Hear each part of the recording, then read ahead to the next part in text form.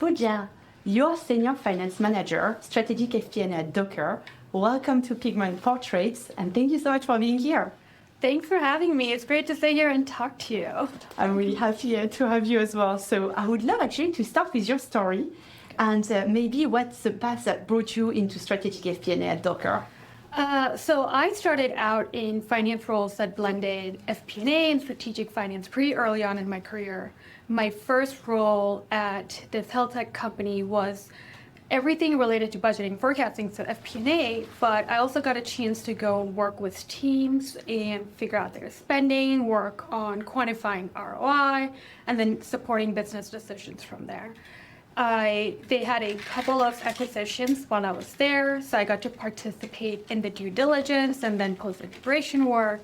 And actually, they also had a finance system implementation, so I started out with that. It's a very well-rounded role, and it's a very strong foundation for me for my path forward in finance. And it gave me a good idea of what I was looking for and what I enjoy. So I've kept that throughout my career. Life took me to San Francisco. I went and worked at a fintech company, then moved over to Poshmark. And then life took me out of San Francisco and I had to start looking for a new role. And this was around the time when ChatGPT was out and everyone's talking about AI, and that's like the talk of the town. How are you going to embed it into your workflows? So when I looked for a new role, I wanted to make sure that I get to do all things strategic finance. I also get a chance to work at a company that is scaling their finance infrastructure, so working on their processes, their systems, and also have like that AI first mindset. So, and that's exactly what Docker was. They were looking for someone just like that too, so it was a perfect match, and I reached out, and here I am working for them. I love it. And obviously, I think you've been very forward-looking with everything you did with AI, and we will come back to that. And strategic finance today sits in a very interesting position because I think the function is transforming at the speed of light, from reporting to really being an insider to the CEO, to the CFO. And I think you're probably trying to reshape how your leadership team thinks about that. So what do you think is the actual mandate of the strategic finance team today at Docker? So at Docker, the actual mandate is that we're not just reporting on the numbers, like you said. We want to be actively shaping decisions alongside the business. We, again, do all things FP&A, so planning, forecasting, and performance analysis. But the real value comes from taking all that information that we see and translating it into action. For example, we see everything related to cost. So we can go work with teams, figure out some cost savings model, optimize it, and then put together an execution plan. We've also negotiated some contracts on their behalf, which helped improve our cost structure. When we release new products, we go to the product team and go-to-market teams to figure out what investment will they require, what will the growth scenarios look like, and then ultimately putting like a model together for them. So in practice, our mandate is to bring some financial clarity to moments of ambiguity, to the business strategy, when leadership is trying to figure out, should we invest, cut, accelerate something, pause on something in order to do it? We are here to guide them on those decisions. At the end of the day, if we do our job right, they're not only getting numbers from us, but some financial perspective. That's great. And if you compare your experience at Docker compared to other experience you had or other industries, what do you think makes strategic finance different at the current company? What's different at Docker is we're building capabilities in real time. So we are not in this fully mature or static structure in our finance org. We are actively deciding how finance will support the business. The other thing too is Docker, it operates with a very strong startup mentality. And even though we're well known in the developer tool ecosystem, everyone uses it. Internally, there is constant evolution. We're experimenting with new products, what we want to release. then we release some of those products, and then there are shifts in growth strategy. That keeps everyone on their toes, and it keeps finance on their toes for sure. So what that means for us is we can't rely on our rigid processes that you set in place. We have to be flexible with how the company is evolving, whether that means using Pigment to do all of the scenario modeling, or adjusting and adapting our whole planning process because the leadership has competing priorities, or then trying to use AI to move a little bit faster and think sharper so we can do better with our strategy discussions. I would say the environment overall is there's no financial engine that we have to maintain. We actually have to design it and keep redesigning it as the business keeps evolving. Makes sense. So now maybe speaking about AI and finance at Docker. So I don't think there's a single finance team out there that doesn't have processes that are painful. And I know that you started with AI at a place that was quite painful for you, which was variance analysis, close commentary. Can you maybe explain why those, and also what made them the right place to begin over anything else? I think it's the perfect place to get started. And I will say, in all my experiences, this commentary analysis is probably one of the most painful things that we do. So I believe this applies across the board because it's such a manual process. It is critical because at the end of the day, we do this close report because we want to give a story of what's happening at the company. But it's very manual. What we do is every month we go in, pull together explanations of why the performance was what it was and what the performance was. And that's across all of P&L or headcount or cash flow, sometimes even balance sheet. And then you take that, you summarize the performance, and then tailor it to different audience. So we'll say revenue is up X dollars or Y percentage, but we'll rewrite it differently for an executive versus a functional leader versus a board deck, right? So it's the same analysis. Fundamentally, it's all the same thing. You just have to repackage it differently. This happens all during close timeline. It's very intense. We have tight deadlines. We have to get it out as soon as possible, but we also need to tell a story. And so everyone's overloaded, and there are other tasks that are going on. So there is this cognitive load that we also have to deal with, and brain power is limited. So that in itself just made it, let's get started there. But what's also good is over time, we have realized this process is very data rich and structured. And what I mean by data rich is, again, we have Pigment, we've built all this stuff out, we have automated our variance analysis tables, all the numbers are right there. We have standardized how we want to write commentaries. So why do we have our team working on putting all this information together? I mean, that's what AI is for. You give it the right inputs, you give it the numbers or context, and then it can produce the first draft.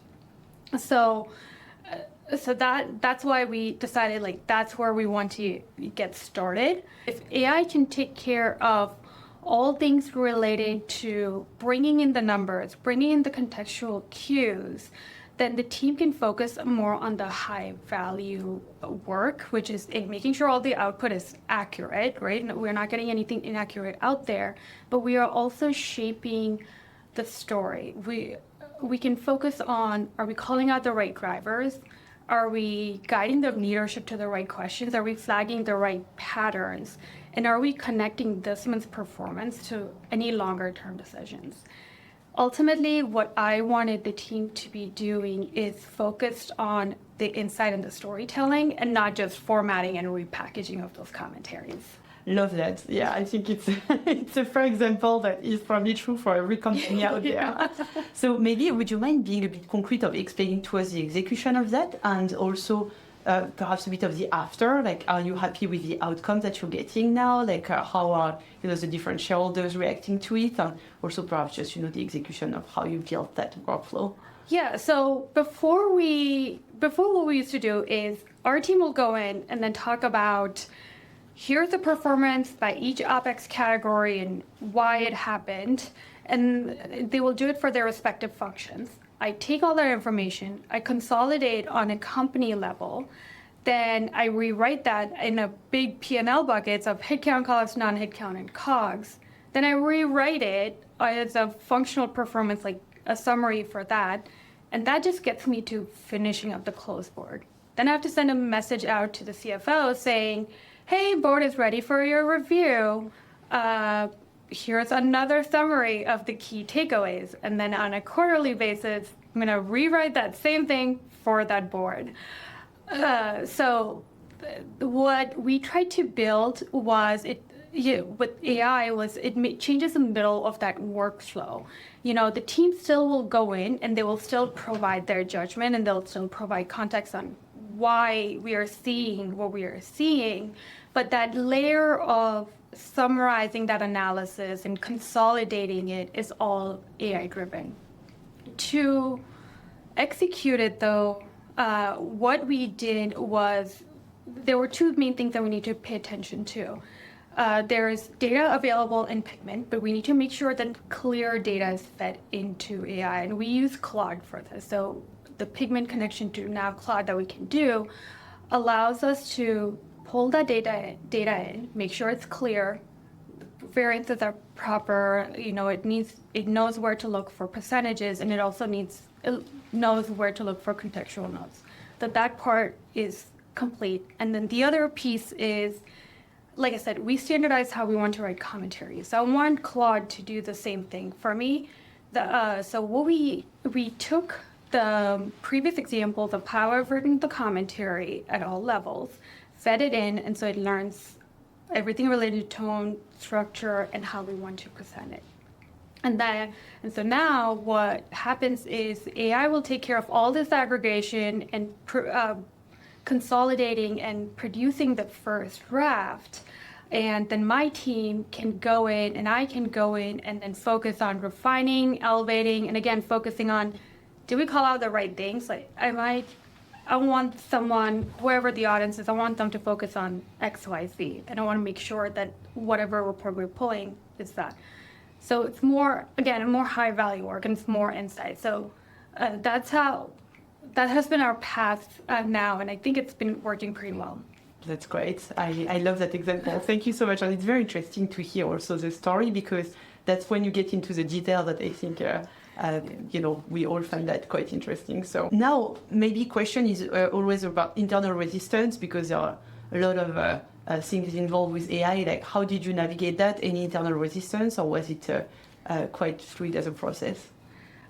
In terms of resistance, we didn't have any. Again, we were trying to be AI first, and we were trying to embed this into our workflow, and especially somewhere where it's valuable to the team.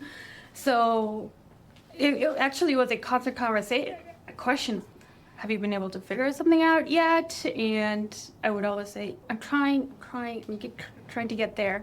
So there was no resistance, and I'm pretty sure there is no love lost with my team from having to rewrite. Yeah, for sure. And if you think now about the impact in terms of time savings, have you measured? What do you think has been the main ROI for you in terms of time saving? Yeah, so before we spent about a day and a half to 2 days of dedicated time. Yeah. Everyone's just focused on this. All the deliverables are on hold. Since implementing this, we have been able to bring it closer to a day, but more importantly, we are able to think about other deliverables. In practical terms of percentages, I think we saved about 30 to 40% of the dedicated time we spent on commentaries. But what I think is more important is we reduce the cognitive load of working on this. It's just the drafting takes so much work. So I think that's the biggest impact that I've seen with the team. My process is data rich and structured and all of that. But once you start working on this, you start to realize, wait, it needs to be standardized more. And so this has been a great benefit, because as you standardize it, there is less rework, less of going back and forth and refining those comments as you review it. So that consistency helped us move faster, but our output has more quality to it now. I see. That's awesome. And if someone wanted to do something similar, do you have other advice to give to them?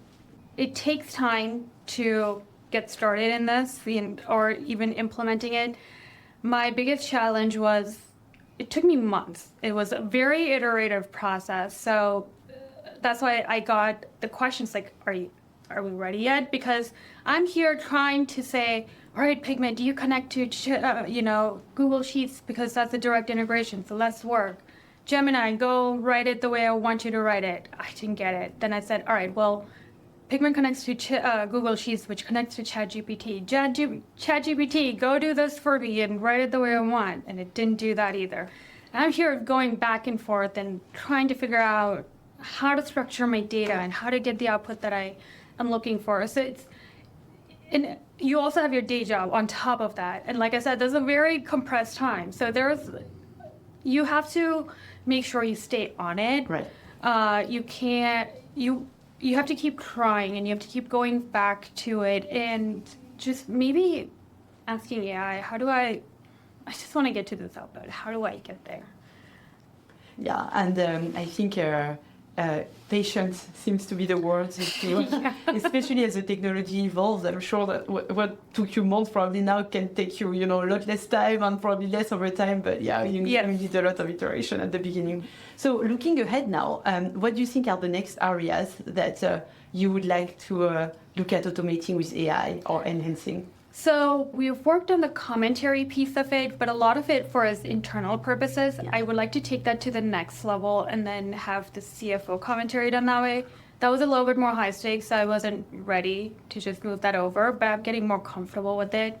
And that is actually one of our OKRs this year, that's what's going to happen. All the commentary writing will be fully AI driven.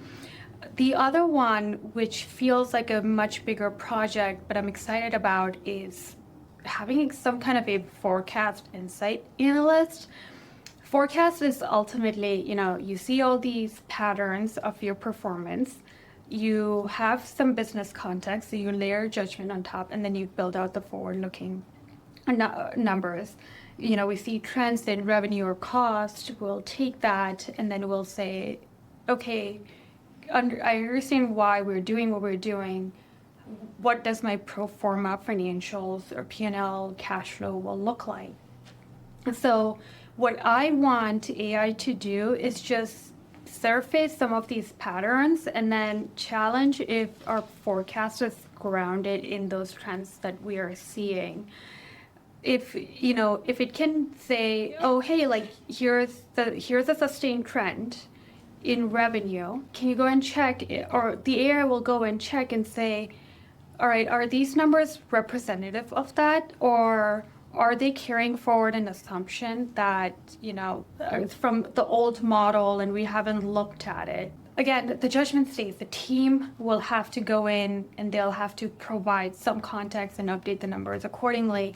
But what I wanted to do is at least prompt a question and check our forecast grounded in observable performance and not, so we can have a good, reliable forecast that the leadership can use for their decision making.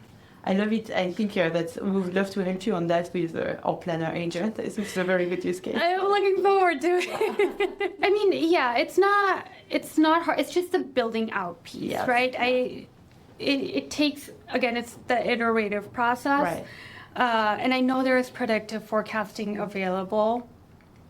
So we've been trying to use that more, but what I'm trying to do is just build it into a workflow. Right now, I can go in and I can ask, but I want to create a smooth, intuitive workflow where someone going in and forecasting, my team going in and doing it, it's easy for them. They're not specifically saying, all right, well, go predict, and then I'm going to calculate mine, and then I'm going to combine. It just sends you a message saying, hey, look at your forecast.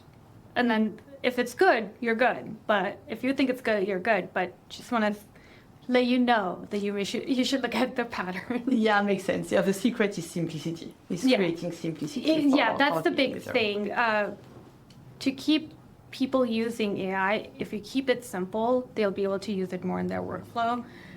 the more complicated it becomes, then everyone reverts back to their usual because like, I know how to do this. I've done it so easily before. Why add another piece of complication to that? Yes, that makes sense. Do you have a specific framework to think about these ideas and about what should be your next project, your next OKR to automate with AI? We want to be able to automate whatever possible. There isn't a set framework.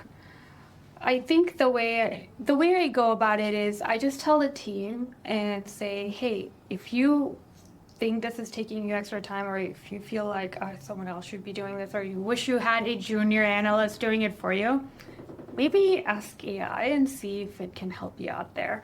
So try and shift it that way. All I care about, or in general, what we hear about is use AI wherever possible. Just the output should be whatever we are aiming for. Great. Okay. So we spoke about some workflows that you are going to automate. How do you see your role and the role of finance changing with AI becoming more embedded into these workflows? What AI will help do is strip away the mechanical layer of finance. So again, across all of finance orgs, I think we spend so much time in aggregating, reporting, summarizing data, which is important stuff to do because we need to be able to tell the story and we need to have numbers to show that. But it's not high value. That mechanical piece is not high value. The story telling you what to do next with it is. So where I think AI will be very helpful is it will strip away this mechanical layer. It will make everything lighter on the team. And so now they have the bandwidth to be a true thought partner to the business. Instead of reporting the performance, they will spend time interpreting it. Instead of just explaining, oh, what happened, they can now take that and focus on what to do next with it and what should our strategy be and what should we focus on. So I think what AI will do for the finance teams overall is it will redefine the role from just FP&A to more so you are an insightful partner. It will raise the bar of expectations. You will now be expected to be a sharper and more strategic partner to your business. And beyond that, which I fully agree with, do you see other lines between what AI will do in the future and what humans can do in general? Is that the main one, or do you have other examples of? I think what AI can do, it's really good at all this mechanical things. It's really good at processing the data, structuring it, building out graphs, even surfacing patterns probably quicker than humans can. So AI in general can be much faster, but where humans are needed is they are the ones who are going to have the business context. They're going to know what's happening in the strategy and how that is changing. So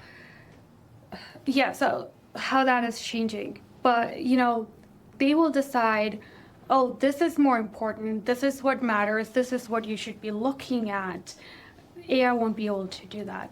AI can probably say, oh, again, revenue is trending a certain way, and here's information. Very objective, right?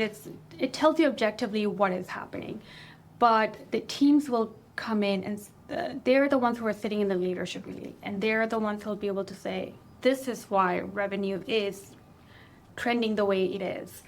AI won't know the nuances of a product shift. The humans will. So ultimately, it comes down to not the capabilities, because like I said, AI will be faster. It's going to take the data in much quicker, but it's all about the ownership of that.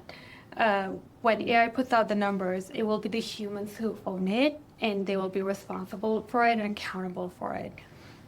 At the end of the day, the way I think about it is, AI is, in some sense, is your assistant, is your thinking partner, but human itself will be the decision maker. I love that mindset. I'm sure that has changed the profile of people you hire. Could you maybe explain to us what type of profile you were looking for now? Yeah, so actually, we just recently had a hire in the past couple of quarters. When we are looking for new hires, we want to see someone who's willing to use AI and can think of ways to embed it in their workflows and have some ideas around it. That is one of the questions that does come up. On top of the fact, look, we have Pigment, we do a lot of automation there, so you want to be able to take that on and you should be able to scale that. But Pigment now also has AI, right? So I want you to come in and not just scale and automate what we can build in Pigment, but then use AI or leverage other tools, whichever tools that are available at your disposal, and then take that to the next level, whatever that level may be. I don't think sky's the limit when you think about AI, because again, it can do so much. So that is definitely one of the questions, and I think when we hired someone new, he had to basically answer that question to every person in our panel. And how are you going to use it? So it's a big decider or a big advantage if you do know how to use it well. Yes, yeah. You said scale is the limit with AI. So I think that's also the hard part sometimes with people that are just getting started and that are not as far as you are in the journey. What is the one thing you would say to them to get started? This took me a long time to get started too. I think it feels so daunting when you're just sitting there and looking at your screen and thinking about how do I use AI? And especially for finance, when a lot of people think of AI as it's automation. And for finance teams, I think from beginning of time, we have been thinking about building models that are automated. If we know we're going to do it more than once, we will try our very best to automate it. So when you're sitting there and trying to think of AI and figure out what to do, and all that goes in your mind is automation, you won't be able to come up with an idea. What helped me was, rather than trying to think this in isolation, just sitting there again looking at my screen, I go about your day as usual. Do what you're doing, do your day-to-day workflows, but pay attention to those moments where you're thinking, can I give this to someone else? Can I delegate it? Is this the best use of my time? Because I have all these other things that are more important. If you feel like if you're drafting something or summarizing something and you think you can have an assistant and you can teach an assistant or an analyst, hey, this is how I want you to do things. Can you please produce it for me? Well, start there. Do that with AI and tell it and that I want this output and here is how I want to go about it. The other thing that I find is a big blocker outside of just coming up with an idea is, all right, you came up with an idea, you decided to start there. What's next? What's my step one? So that's when you go, again, AI is good at helping you with this blank page problem. It can help you come up with initial ideas. So go to AI, ask the meta question. How do I get started? What inputs do you need from me to get to this output that I am looking for? And then try to follow that process. Again, start small. It doesn't need to be a big transformation project. Start small, prove some value, refine your prompts, because that's going to be key, and then let that compound. So maybe to set up some context, what do you do today with Pigment? What are the use cases that your team have implemented, and can you walk us through that journey? We do all of our FP&A reporting, a lot of it in Pigment.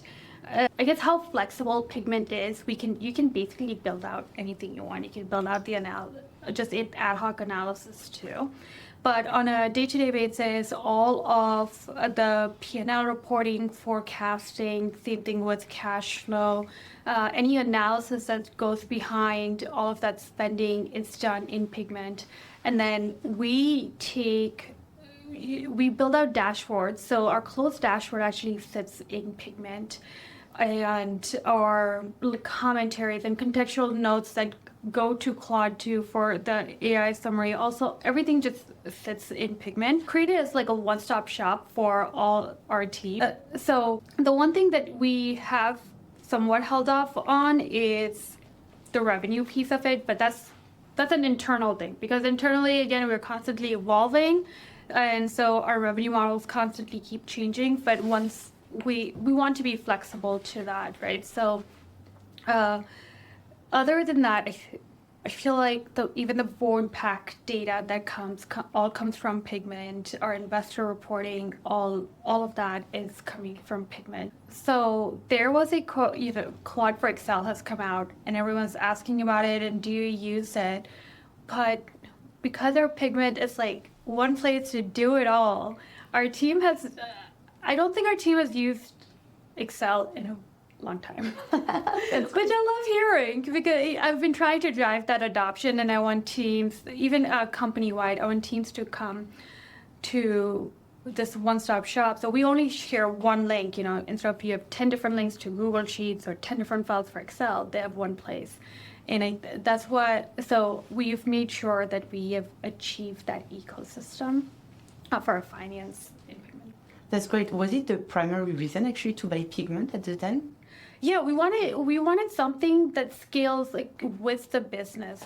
As we're coming out with new products and we're growing the team and we want to have reporting for everyone available, we want to be transparent in how our performance is doing. So the main reason why we started off was we want something that's scalable and that's reachable to all of the company. But from there, again, with the capabilities Pigment has, we've been able to do more analysis, build out more reporting, and we actually have we have a whole system space, which is Pigment-based team roadmap. And so it's because Pigment is always coming out with new features, which I absolutely love. Every time I log on and there's something new and I get to do something new with it. So I love that, and I think as year goes by, no matter, we've had this for 2 years, I feel like there's always something to build out and something to make it easier on the managers and flag patterns. And Pigment has been the perfect place to do that. Oh, that's great. Anything you would dream of having in Pigment? Anything I would dream of having in Pigment. I think build out just the boards for me and say, okay, you want something for the CFO? Let me throw together the first draft for you, what the board should look like, and then then I can go and I can refine it and do whatever. I think it would be very good to have Pigment help me build the UX design and the flow of how everything goes. Sometimes it's hard to think from someone else's point of view and how they are probably clicking through things and where they're going to go next. So it's nice to have someone else do the first draft. Have you tried the modeler agent? I love the modeler agent. So you released a modeler agent on Friday, 2 weeks before. I took a whole week off and I've made strides in what I wanted to build. I have changed the UX design. So we're going through close right now.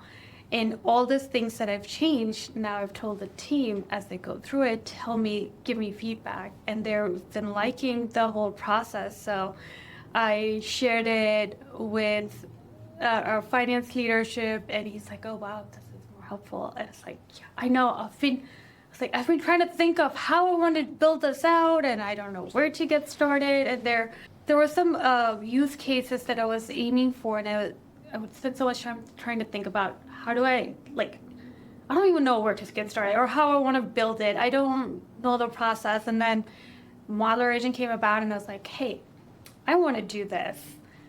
Help me get there. And then it's able to list out a lot of the steps. And I like that it can be very concrete about which steps you should take and which dimensions you should build and what you should do.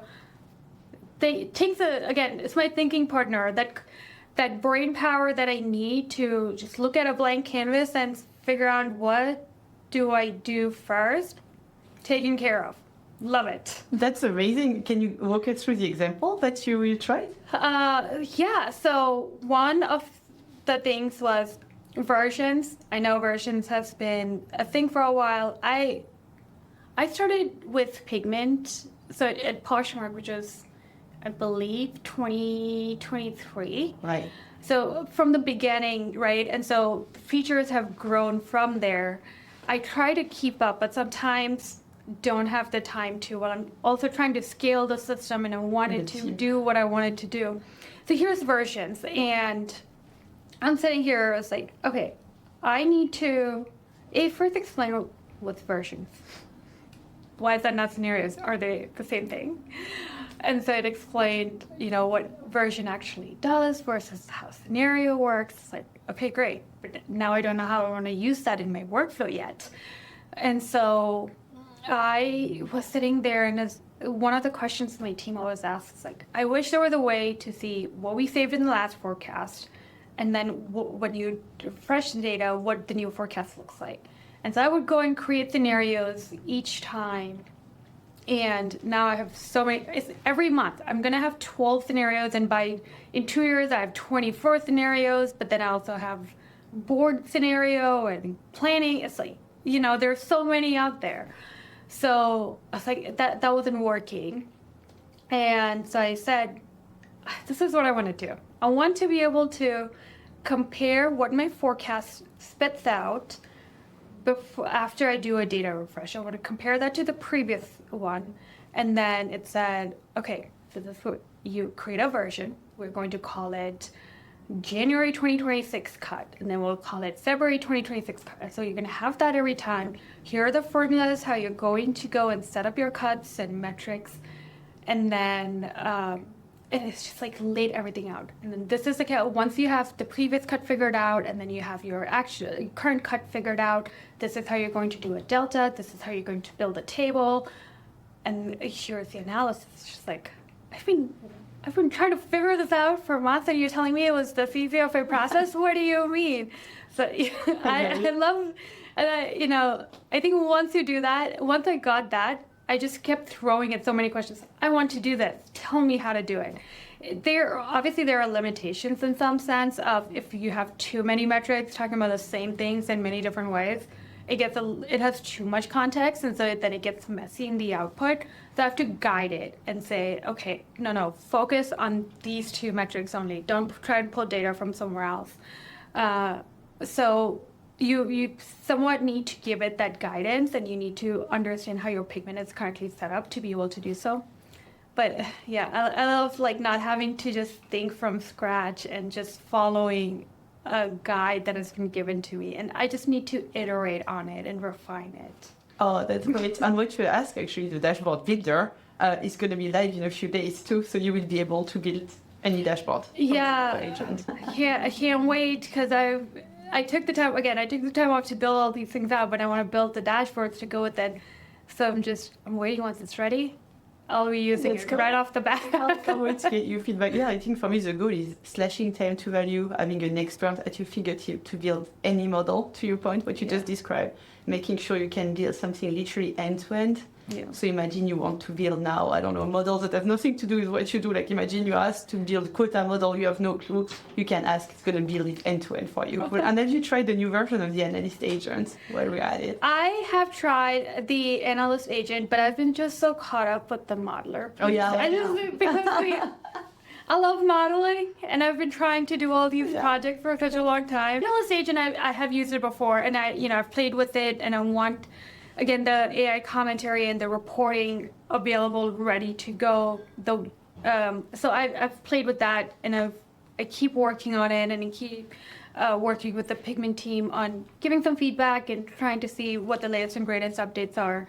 But I'm so impressed by the actual, because I guess part of it too is because we've already set up a workflow right now in terms of getting the commentaries out. My focus is on, I just want more people to use Pigment, and I want to build better workflows, and I want everyone to go to Pigment. So I'm going to focus on the monitor, and now I'm going to focus on this whole forward creation, and then I'll go back to the analyst agent and then say, all right, well, we created the main things. Let's, analysts, go help our team. And I am actually also my CSO was like, hey, can I just go in and ask the agent this and that? And I said, yeah, I've tried to set up the structure for you. It can be a little bit messy because we have so many metrics, which is again what I'm using the modeler agent for.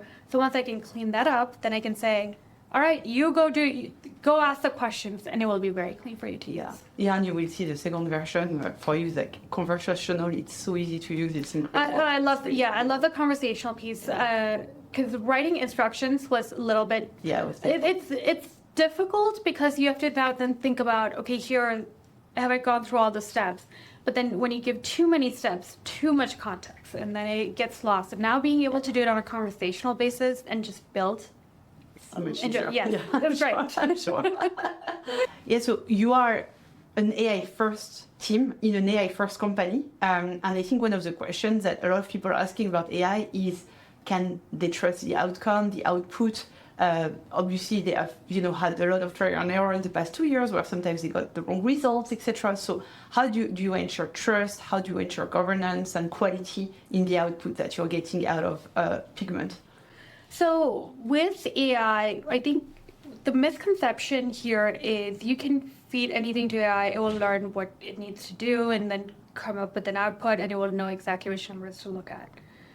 That is what causes the distrust, is because you've given it so many numbers, it starts to now, it's like it becomes too big of a context to pick from and then continue rewriting the output for it. So what I've tried to do is make sure that it's very clear data that is getting fed in, and I'm not trying to do multiple things in one go.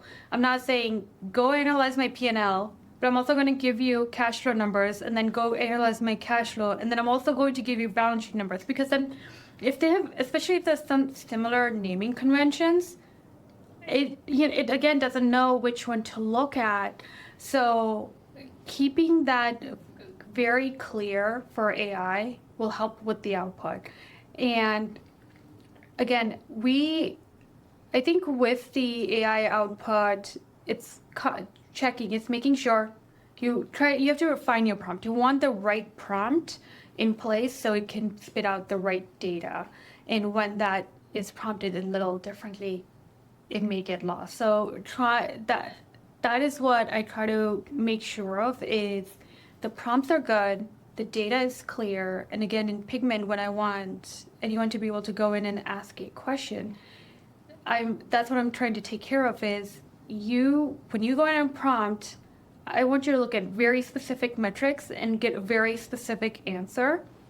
So that I don't let anyone use AI just like go draft it and then try and get numbers and do all of that. No, I want to make sure, or I want my team to make sure that it's spitting out the right things. And B, it's just, I don't want to give it too much context. Too messy data, messy output. That's ultimately what it comes out to. Yeah, and I think it's the same for everything you do with data anyway. Yeah. I agree with you, and it's true that I do think also there has been quite a leap, just even in the past 6 months, of the quality of the output. Oh, yeah. If you know the right data, the answer will be 100% right. So if you look at the right, which is a big step change also. Yeah, and I think that's what people are remembering. Yeah. Is in the beginning, while we were still teaching the models to be as good as they are today, there were incorrect responses, they were inaccurate. But over time, I mean, the models are all competing with each other. ChatGPT is competing with Claude and Gemini and all those things. So that competition, in some sense, drove each company to have models that spit out accurate data and again look at the right things. And it has come a long way. So I can trust it a lot more today than in the beginning, a couple of years ago when I was trying all this stuff out. Yeah, absolutely. We have also put some guardrails using Pigment to make sure that we also do the calculation internally with the platform to make sure that it always, you have elements to double, triple check that the output we spit is accurate. So. That's good to know. I just knew I will ask it. It's like, hey, this is what I'm looking for. Thank you for the great wisdom. So I will change since I'm doing the quick fire question. Okay. I will start with what is the one thing about finance that non-finance people fundamentally misunderstand? Oh, when finance comes and asks you about your cost, we're not telling you to go cut it. Okay. Every time I go and talk to anyone about their spending, it's just like, no, we need to have this. We're not trying to cut. And it's like, I get that. I'm not asking you to cut. I'm not asking you to pick the cheapest product or the cheapest vendor or any of that. I think that's what I think whenever you talk to a non-finance person, all they think about is finance is not going to look. But that's not what we're trying to do. What we want to do is we want you to spend the money, but to get the best ROI possible. If you can, it doesn't have to be a cheaper product, but if the same product, if you can go to another vendor or if there's another product that costs $150K versus $100K, but you get a lot more ROI out of it, go do that. We will support and advocate for it. But we also want you to say, oh, should I go negotiate a contract and get it a little bit cheaper? Yeah, because if you save $10,000, $20,000, now you can use that for your other project that you want. So we want you to go spend your money, and we want to advocate for you, and we want you to achieve your goals for your org. We just want you to find the best use of the money to do that. Is there something that you read or listen to that has nothing to do with finance, but that makes you best at your job? Okay, this may sound a little nerdy, but I love playing puzzles, especially logic puzzles. So, you look at all these clues that they give you, and then you try and solve the puzzle from it. And part of it is like, I would try and solve it as fast as I can. I think that has helped me quite a bit because if you look at overall models that you're trying to get to a scenario, you're trying to solve for something, whether your growth or how are you going to go and meet your customers' needs. And then so you have to look for clues in your data that is available to you and see how best can I use that to make all these decisions. I think that helped me quite a bit. I like that answer. If you weren't in finance, what would you do? Realistically or dream job? Dream job. I would be a football coach. Oh, that's a good one. What does the finance team look like in 5 years from now? The finance team for 5 years from now, I think this FP&A and strategic finance will be a big blend. Before, you have separate teams to do that. And with AI, again, taking out that mechanical layer, you'll be all in one. And that's kind of what we have at Docker right now. I think that's not even 5 years from now. I think that would be in like the near future is where everyone's heading. Yeah, I agree with that, Eugene. If you could automate any part of your day that isn't work related, what would it be? So unrealistically, it would be, go do my laundry. That will happen soon. Yeah. Hopefully, I don't know how to do that. I guess realistically, it would be, it can go make my doctor's appointments and make sure that I go do all the things that I need to do on time. And it does all that work. It's like having your own assistant, setting it all up, and you just have to show up. That would happen soon too. Okay, thank you. It's sooner than the laundry is. I can't. Well, yeah. So I'm looking forward to that, and then I can just. I don't have to think about all those things. Oh, thank you so much. That was such a pleasure to have you. I really appreciate all the advice and the tips that you gave, and thank you so much again for being such a great Pigment customer. Yeah, thanks for having me.